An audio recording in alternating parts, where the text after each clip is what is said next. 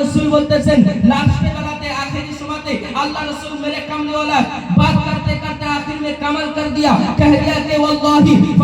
वल्लाही अहदुहुम इल्ला बिहुम दुनिया व फिल आखिरा अल्लाह पाक अल्लाह ताआला रसूल बोलতেছে যদি কোনো বান্দা যদি কোনো উম্মত আমার আহলে বাইতের সাথে সম্পর্ক করে নাই আল্লাহ পাক আল্লাহ তাআলার আজমতের কসম আল্লাহ পাক আল্লাহ তাআলার ইজ্জতের কসম ও ব্যক্তি দুনিয়াতে সফলতা অর্জন করলো কাল কিয়ামতের ময়দানে সফলতা সুবহানাল্লাহ সুবহানাল্লাহ আরেকটু জোরে বলেন সুবহানাল্লাহ সুবহানাল্লাহ